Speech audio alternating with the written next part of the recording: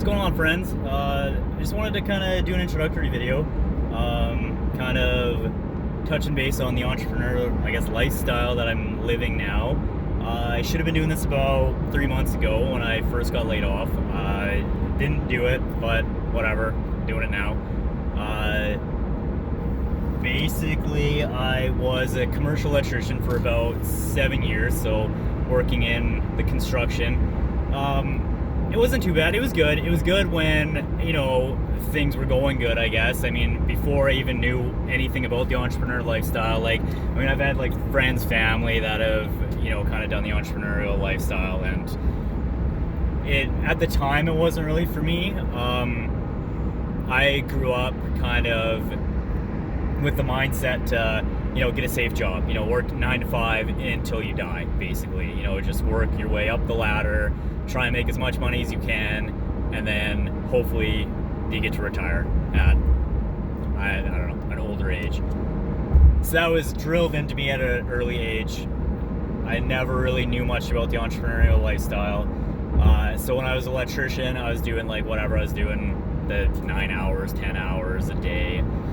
It was going good, it was fine, and there's nothing wrong with it. There's nothing wrong with the 9 to 5. If you want to do that, that's great. I mean, that's whatever floats your boat. Everyone is different. Everyone is okay. They can settle. That's fine. There's nothing wrong with it.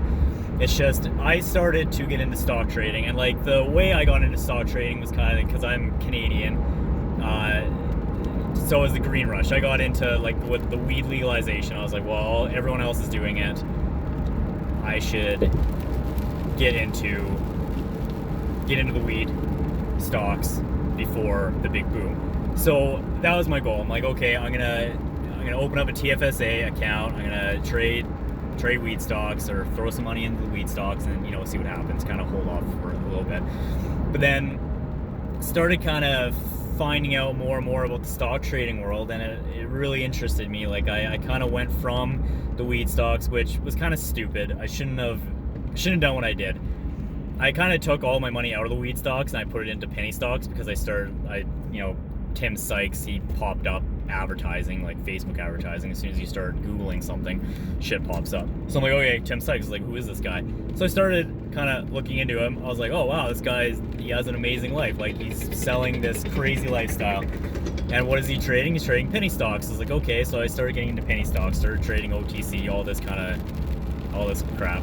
And I basically dove into the world of penny stock trading. And I mean, I opened up an account on Twitter. Before that, I didn't even have Twitter.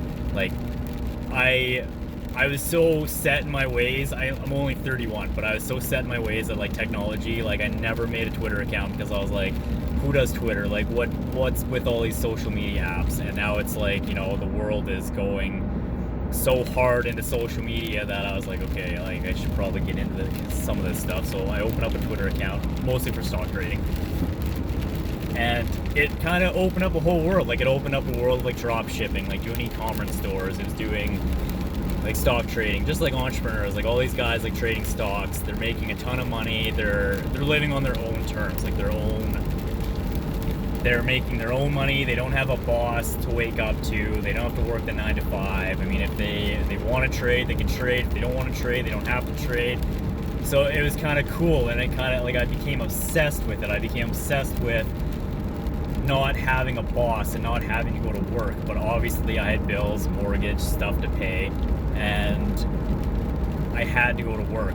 But I was depressed. I wasn't happy being at work. And I know it showed. I know I started to make just stupid mistakes all the time. I didn't want to be there.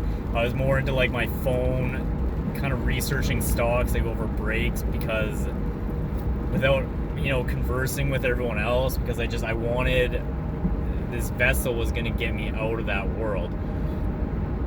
And then leading up to the eventual layoff, because the company, in Alberta, the economy kind of sucks right now for tradespeople. So it kind of got to the point where, there was no more work.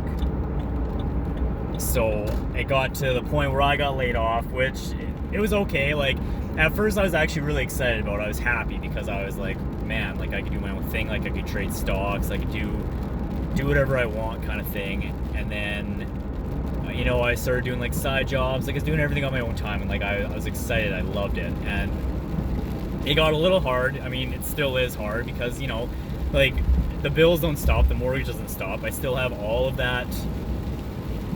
I still have to pay for all that. And I need to find a source of income for that now that I don't have a full-time job. So, you know, I was making it work. I was doing like little things, doing side jobs and doing, right now I'm a sales rep for a company, but I'm an independent contractor, which is kind of cool. So like I'm on my own hours. I can do what I want. Like right now I'm out, you know, doing sales, and it worked out. So I was so much happier. My wife even commented saying like you're happier than you've ever been the past year, and she understands, you know, like it's what I want to do, but I know it's hard. And like I mean, it got to the point, like, I mean, just recently, like doing these side jobs, just people just decided not to pay. They just decided not to pay me for the services I provide, and like it sucks. And I had a really hard time dealing with it when it first happened. I mean, like I was really pissed. I was angry. I wanted to pursue legal action. Like I was doing, I mean, granted, I probably would have pursued legal action if I could afford it.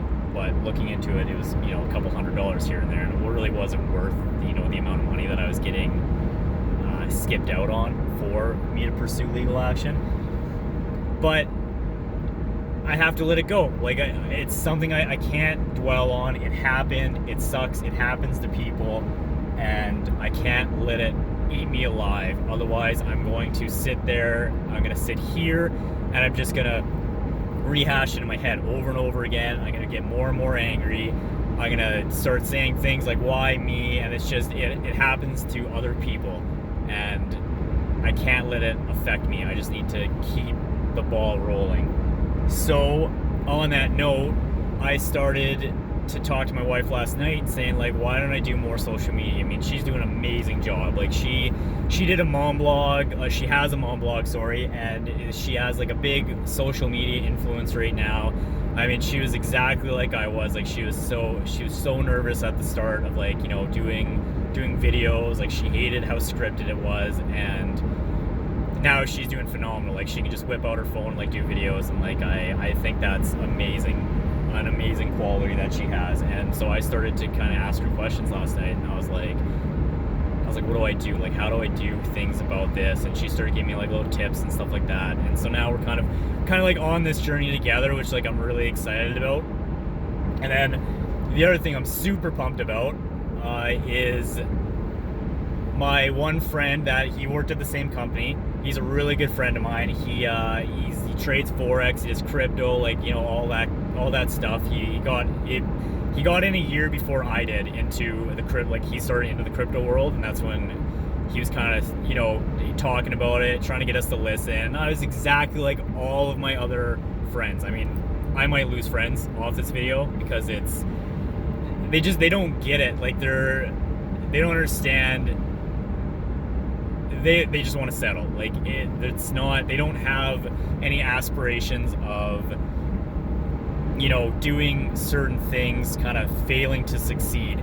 Whereas my good friend did. Like he got into crypto, and like he put money into it. He lost money. Like he researched the crap out of crypto. But like and I was exactly like what all these other guys that are scared of change are like. When he would tell me in the trailer, I remember it, like we were out at a job site, he would start talking about crypto in the trailer, and he's like, oh, like, you know, this Bitcoin and all these different coins. And like I still don't really understand it. Like I don't really know much about crypto, and like I really tried to get into it, like just to kind of support him, and it just blew my mind. Like there was like wallets and stuff I was reading up about. I had no idea what I didn't know what I was reading. I was like, you know, good for him for, you know, kind of researching this thing. But like when I was at that stage of life, I was kind of like, oh, it's a fake coin, like it's fake currency. I was like, who's even gonna adopt this? Like this is stupid. I don't understand. And I had that like just closed mind mentality where I like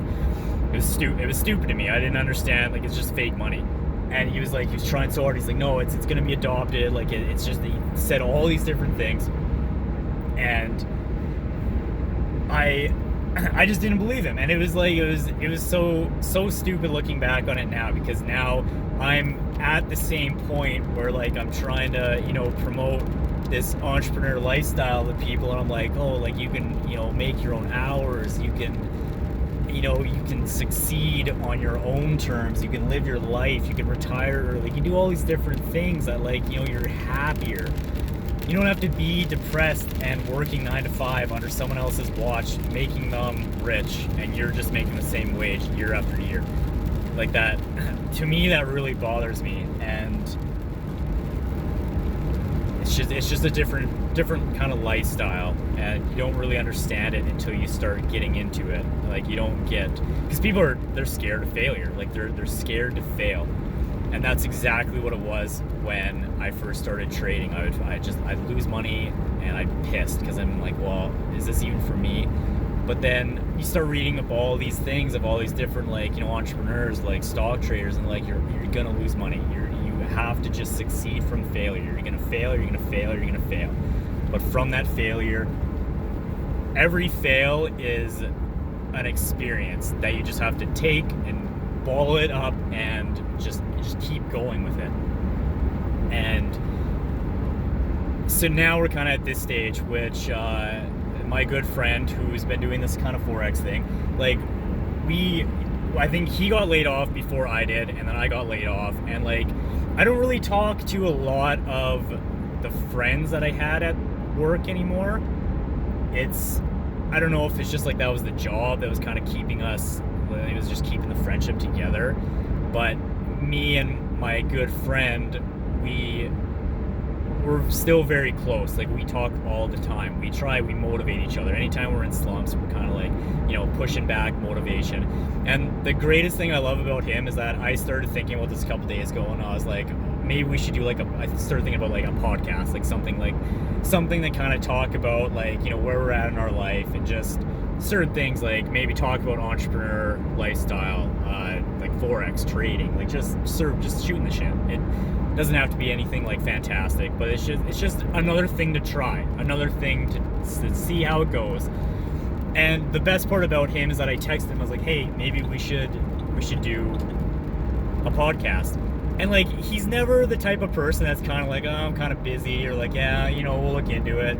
He's like, anytime I give him like an option or an idea, like, he texts me back, he's like, let's fucking do it. Like, he's so pumped about it. Like, it's just, he's so excited about everything that, like, I want to do, and it's just, we kind of motivate each other. So like, and that's what I love about him, is that it doesn't matter like where he is. Like, he could be at a slump in his life, and he could say like, yeah, let's fucking do it. Like, we're gonna do it. Let's hit the ground running. So that's kind of like an introductory of you know, my life. I'm gonna try and make more of a social media presence, and yeah, I guess thanks for watching. See you guys later.